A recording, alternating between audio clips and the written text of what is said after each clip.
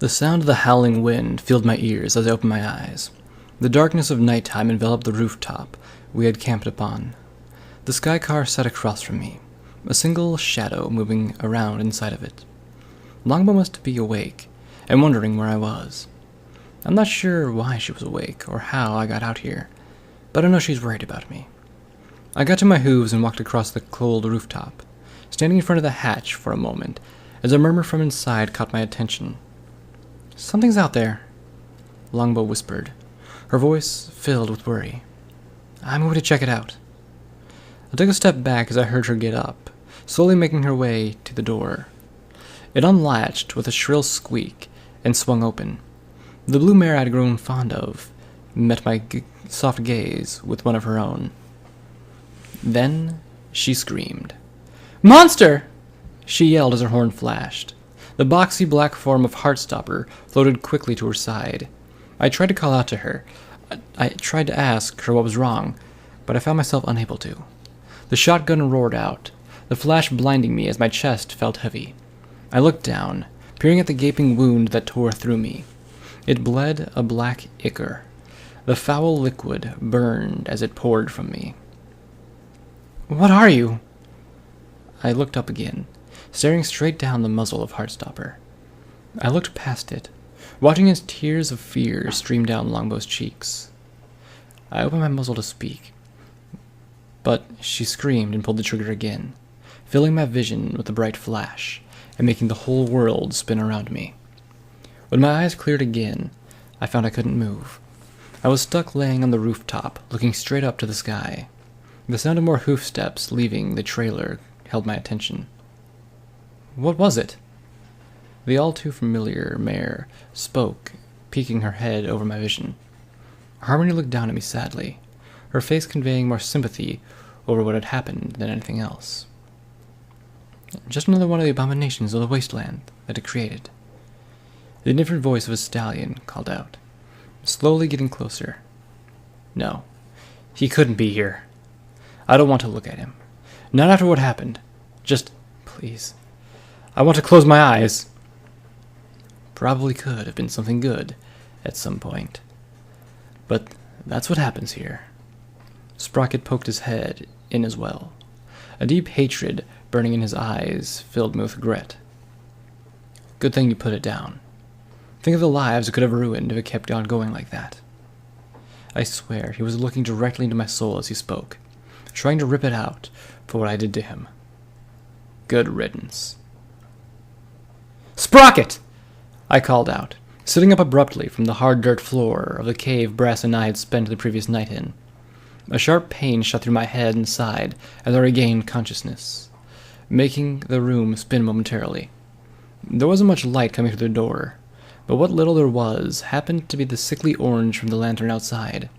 I realized I must have been out for hours, but if that was true, how did I get here? I twisted my body painfully, noticing that my chest seemed fine, but my side was blistered from the burns I got when the alcohol lit up. I groaned and looked about, not seeing Brass inside with me. Maybe he was still working? That, or maybe they had him in his own quarters for tonight. Hopefully, he did better than me and actually kept his cool. At least I hope he didn't get into a one-sided fight with that bitch that he was stuck with. A beep from my pip-buck pulled my attention to it. Bit was scrolling some text across the screen. "You've been unconscious for 12 hours and 32 minutes. The doctor came by and fused your ribs back together, but he left the burn on your side. Thanks for the update." I laid back down, wincing as my side ached. For some reason, it didn't hurt nearly as much as that last set of burns I received, even though these were much worse. Was that because of the mutation? Or was it just because I'd been through so much and felt so much pain that things like burns just don't hurt like they used to anymore? It doesn't matter, I guess. I just need to think of a way out of here. "Hey, Bit." I stared at the dark ceiling as the warm floor felt surprisingly good. "Thanks for being honest earlier. Just as I told Brass, I admire honest friends." I lifted my forehoof as the pip-buck beeped again, a smiling face displaying before she fuzzed off the screen, leaving me with the audio log screen. With no pony around, and no urge to sleep yet, I might as well listen to a few of them.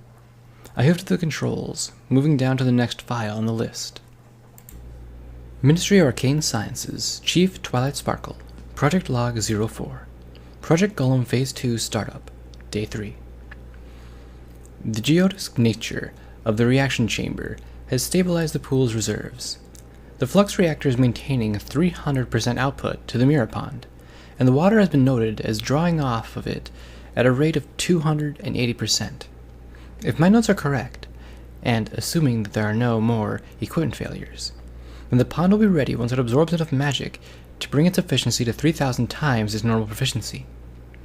Pinkie Pie spoke to me yesterday, surprising me with her random amounts of scientific lucidity. She reasserted her concerns that, and I quote, abnormalities in the flux might cause the magical exchanger to create unforeseen variables that, when refocused in the main chamber, might affect the stability of the created clone, which was actually something I hadn't taken into account. Although, as much as I have grown to trust what she says, I have run the figures again and again, and have found no such abnormality can be created. Her concern is now noted in this log, but regardless of the risks, I will be approving the startup Phase 3 tomorrow, once I return from Apple Bloom's advanced mainframe presentation in Manhattan. End of report. The log clicked to a stop, and left me in the silence of my own thoughts. Not much useful information in this one, seeing as I already knew that 42 was unstable. But the fact that Twilight had to travel to Manhattan at least eliminates there is a possible location. I hoofed the pip-buck again, lowering the entry to the last one. I was about to hit it when I heard voices approaching, my ear flickering as one of the muffled sounds let out a whine. For being a monster, you aren't that scary, Lodge said in the same snarkiness he used the day before. The door swung open into his levitation as he floated Brass inside, unceremoniously dropping him on the floor. Oh look, you're awake. You should really avoid fights with industrial equipment. They tend to be a bit more durable than you are. Thanks for the advice, Dr. Dick. I waved my hoof from the floor for him to leave us. As much as I wanted to try and kick his flank, I knew I couldn't. Oh, you're welcome for fixing you up again. He trotted out inside, his shadow casting against the back wall as I laid there, letting me see that he left the door behind him wide open. I could feel the urge to do something stupid rising again. I could handle him, even with the braces on my legs. Wait, why was there another source of light? I sat up and turned my head to look, feeling as Lodge's horn pressed into me. Immediately, I lost all feeling throughout my body, my head flopping down into the dirt as he stepped over me. I fell for the same stupid trick twice. Anyway, Pariah doesn't want you starting fights with that overgrown pip-buck anymore. Nothing gets done when you're all banged up. Not to mention it takes away from your own valuable time. His horn glowed softly as he levitated something in front of me, letting me get a good look at it.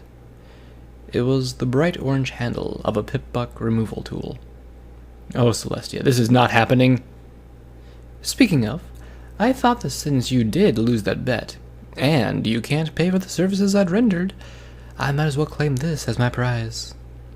He clicked the tool into the top of the pip-buck and turned it, unlatching the one possession I had left to my name. Goddesses, this can't be happening. The pip-buck is the only advantage I have against 42. Not to mention, I can't lose it until I get bit out of it, either. Lodge stood up and swung the pip-buck around, clamping it to his left foreleg. He lifted it and hoofed at the buttons. Is there some sort of trick to make it work? He asked me sincerely, hoofing at the controls frustratedly. I wanted to rip his head off, but it was hard not to laugh at how he was asking the guy he had just made immobile how to work a device he just stole. Apparently it was easy not to laugh. Being paralyzed kinda just killed the moment. Whatever. I got all day tomorrow to figure it out. He patted my head with his hoof before turning to leave. Get some rest. Doctor's orders. And with that, he walked out and shut the door. So we were alone for yet another night. Fantastic. Lodge's hoofsteps drifted into the distance, as I heard Brass get up with a loud sigh and walk over towards me. He flopped down against me, jostling my vision for a moment. Backlash, I want to go home. He spoke softly, as he readjusted himself on the floor, whining in pain. I swear to the goddesses, if they hurt him at all, they forfeit their right to a second chance. Promise me you'll take me to see my mother when we get out of here. I so desperately wanted to answer. I want to take him back. They've assumed he's been dead this whole time, and there's little chance that Sherbert will have reported any change in his status. I wanted to tell his parents that I'm responsible for him becoming a ghoul, and I want them to know that I owe much more to him than I can ever repay in my lifetime. But as silence filled the room, my hopes of figuring us a way out of here dimmed as fast as my mind clouded. My eyelids sank, starting to feel my energy draining out of me, as my body got used to being relaxed.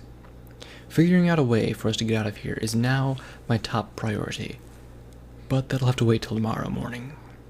Maybe, if I dream, I can ask Pinky for help escaping. She'd have to help us, wouldn't she? Backlash, we need to talk. Brass called out as he shook me, waking me up from whatever, once again, had been a dreamless sleep. I mumbled something even I didn't understand and rolled over, squinting as the brightness in front of me hurt. Oh, sorry about that. He apologized as the light from his horn dimmed to a level that was comfortable. At least his magic seemed to be strong enough to cast that after yesterday. Hey, buddy. Is everything all right? I groaned as I sat up, feeling dizzy as my brain tried to coordinate with my stiff muscles. I tried to rub my eyes with my hoof, but pulled up too fast and smacked myself in the face instead. It was strange. I wasn't sure if my hoof was heavier than that. I opened my eyes to see my bare left foreleg in front of me, bringing the memory of the last night back to me. Backlash. We need to do something about this town. The conditions in the mine are appalling. I glanced over to him as he sat back and flailed his hooves lazily, heavy bags hanging under his eyes. They run the drills off of alcohol. I know. I cut him off as I held up my hoof, noting that it felt weird without the extra weight on it. There's another orchard inside this mountain, and Pariah is trying to get me to open it. I looked over to Brass again, watching as he went to speak. I moved my hoof and placed it on his muzzle, waiting for him to nod in response before moving it. Do you remember a few days ago, back in the East Orchard, I mentioned Isaac? I felt my words failing me as I glanced over at Brass's already flaking coat. He had deep, dark bruises lining him, blood oozing from the raw sections on him where the harness he had wore bit into his flesh. Those bastards have some pony his size wear a drill. Even Bit would have to agree that full labor is just downright wrong. I let out a soft sigh as I remembered what Bit had told me. She said that Twilight thought that a second chance is something that every pony deserves, but does that still hold true with what ponies do in the wasteland? Backlash? Are you all right? Brass waved his hoof in front of my face, snapping me back to attention. What's wrong? You've been completely out of it since we left Philly. His tone shifted to genuine concern. Does it have something to do with some pony named Sprocket? I felt a spark shoot up my spine as his name hit my ears. Brass's expression shifted, this time to regret, as he seemed to have realized that Sprocket's name was hitting me hard. No, I flopped back down into the dirt. Who am I kidding? You're far from all right. You're far from all right. We've stranded 200 miles from Manhattan with no help, and I can't stand to see you get hurt. I let out a long sigh, looking up at my worried best friend. Tell me about them, Brass. Tell me about your parents. Why?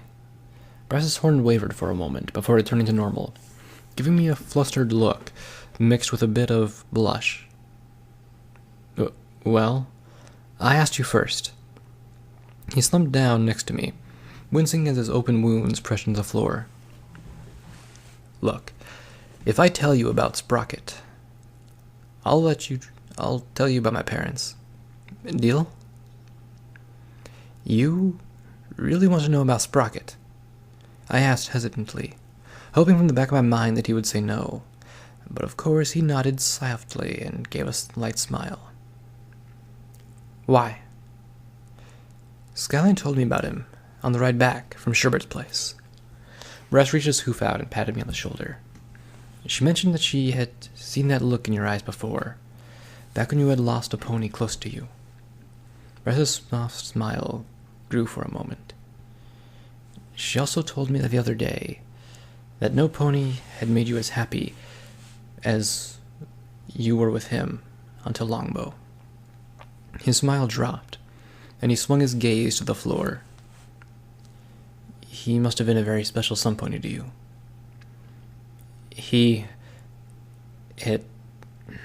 I tried to start, feeling the familiar pang of guilt inside, forming in the same place I had left it when I finally felt I could move past what happened. Get a hold of yourself. I took a deep breath and told him. He deserves to know, and you need to talk about him. I can't let myself use any more excuses. Skyline and I have made a few trips to Paradise over the years. As you know, the arcanotech on that side of the border is quite different than the stuff you can find around here. I've made quite a few caps figuring out new ways to repair their versions of toasters and other household items. It's really fascinating how I glanced up at Brass, who seemed annoyed that I was drifting off topic. Right. I sighed again and looked Brass straight in the eyes. I first met Sprocket on the first day of one of the usual trips Skyline and I made to Paradise. There's a casino up there named the Moon that Skyline would drag me to every time we went into town, relentlessly telling me that I needed to go relax and get laid. So Sprocket was an escort? Brass said flatly, seemingly unimpressed. No, just sit and listen. I scrunched my muzzle and glared at him. When we trod in, I noticed that the Sparkle Cola machine they had by the door had an out-of-order sign slapped on it. And any excuse to get away from Skyline and her plans for me was a welcome one. So off I went. I felt a smile growing across my muzzle as I recalled the evening. Once in front of the machine, I managed to wrench it open with my hooves and take a look inside. I was about to inspect the inner workings, but a stallion called out to me from down the hallway. Gray coat, coal-black mane, and the brightest ice-blue eyes you've ever seen. I felt a sharp pitch in my gut as I remembered his face from the dream, the seething hatred making me lose my train of thought for a moment. I shook the feeling from my head and continued. He had just come out of the restroom, for my best guess. He had been fixing some pipes. How did you figure that? Brass asked with a hint of snarkness. Oh, let me guess. You fixed the soda machine, and he was so impressed that he fell deeply in love with you. He rolled his eyes before I reached my hoof up and over and prodded him sharply. Quiet. I hoofed at him until he fidgeted and pushed the hoof away. I figured it out because he had a pipe wrench slung in his maintenance barding. I stated rather matter-of-factly. And no, I never got the chance to fix the machine, seeing as he took that wrench and slugged me right across the muzzle with it. I rubbed my muzzle with a hoof, remembering how I had once thought that was the best pain I had seen in my life. Anyhow, he tried to explain to the management that he thought I was stealing the sodas, but apparently they take less likely to employees who beat customers than to misidentified thieves. So, what happened next? Brass scooted himself closer. I threw my hoof over him and pulled him in close, making him blush. So, in feeling immensely guilty that I got an innocent pony fired, I offered to let him stay with Sky and I for the time we were in Paradise. He took some convincing, but no pony can talk their way past me. I chuckled to myself. Over the next few days, I didn't have a ton of trading to do, and we spent some time comparing life stories. Turns out he too grew up in a scavenging town outside of Hoofington, and moved down to Paradise when times got hard, taking odd jobs to doing things that he loved. And that was fixing things. And by the way, when the time came to leave Caledonia, I asked him to come along with us. He was hesitant at first, but we had shown interest in me, and I in him. Once again, I did what I do best, and convinced him to be mine. And from there, our relationship only grew. I could feel my heart thumping in my chest now, the thought of the times we had now fueling the pain in my gut, my guilt growing more and more as I knew what came next. I started to hyperventilate, feeling lightheaded as I struggled not to break down right then and there. After a while, and just like that, I lost the words. My throat closed up and my lungs screamed in protest. Just breathe, Backlash. Bress looked up at me, keeping himself remarkably calm. Remember what Longbow told you? He rubbed up my scarred chest with his hoof softly, as I tried to focus on the memory of Longbow telling me to calm down. Breathe in and out. In and out. That's it. You can do it, buddy. His voice was smooth and comforting, wavering with concern as I tried to relax. I screwed up, Brass. I finally choked out, tears forming in my eyes.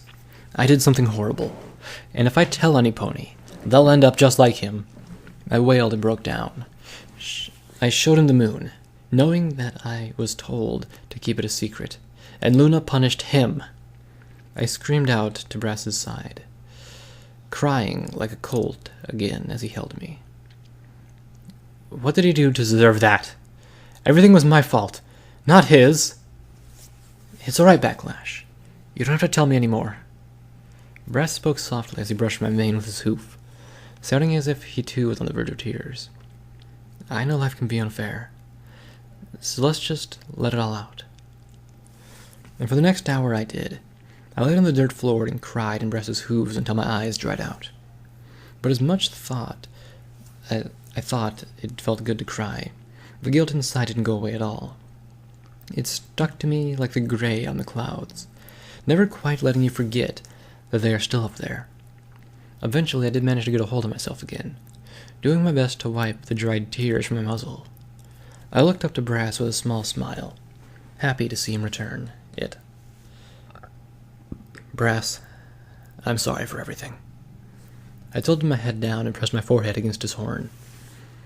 I'm sorry that I can't be the kind of stallion you want me to. I was cut off as he put his hoof to my muzzle, drawing my gaze to his.